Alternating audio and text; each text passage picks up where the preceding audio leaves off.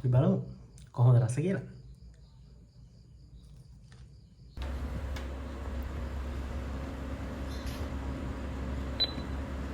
Office එකේ යක thank you කියනකන් ඉඳලා මම ඔෆ් වුණා. මහරගමට වහින්න නැතුව වහින්න ඕන කෙනෙකුට මහරගමට හැමදාම වහිනවා. මේ වෙනකොට මචං වැස්ස පායලා. ඒකින් දවුලන්නේ නැහැ. උඩේ නැතුව දැන් මේ වෙලාවෙ නම් යන්න පුළුවන්. කොහොම හරි බස් එකක් අල්ල ගන්න ඕනි. හැබැයි විනාඩි 10න් 10ට බස් වෙනවා.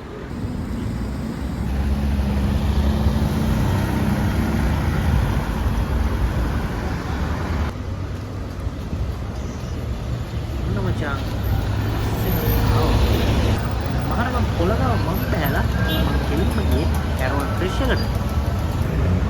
කැරවන් ෆ්‍රෙෂ් එකේ කෙල්ලෝ ටිකගේ ලයින් එකත් බලලා මම ගන්න ගියේ මෙන්න මේ vegetable rolls එක.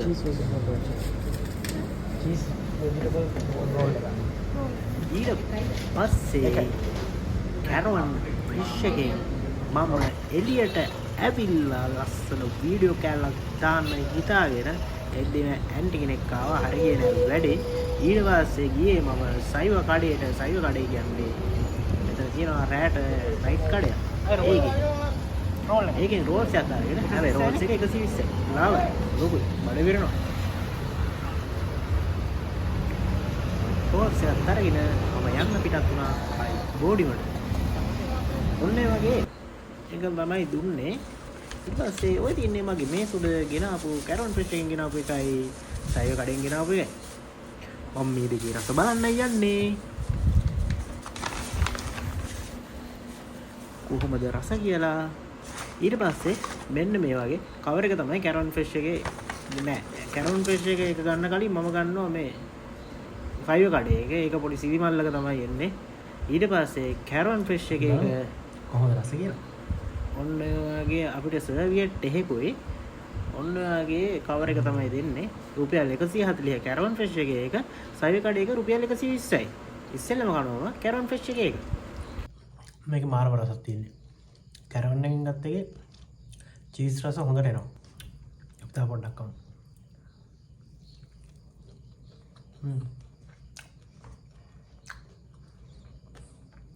කැරට් ලිස් හොඳට දාලා තියෙනවා. චීස් රස ගොඩක් වැඩි.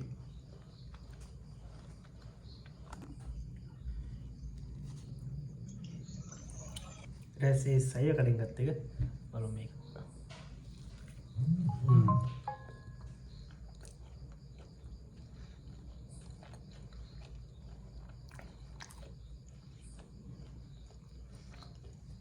මේකට දාලා තියෙනවා අල ලිස් තව මොනවා හරි දාලා තියෙනවා.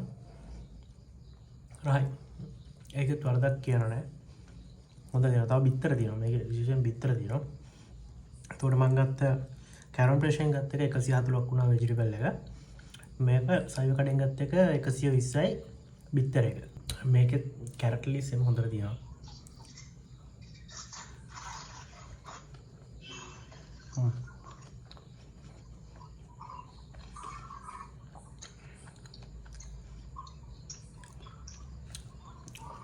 දෙකේ ක්වොලිටි එක කිව්වොත් කැරවන් ෆ්‍රෙෂ් එකෙන් ගත්ත එකට ලකුණු වැඩියෙන් දෙන්න පුළුවන්.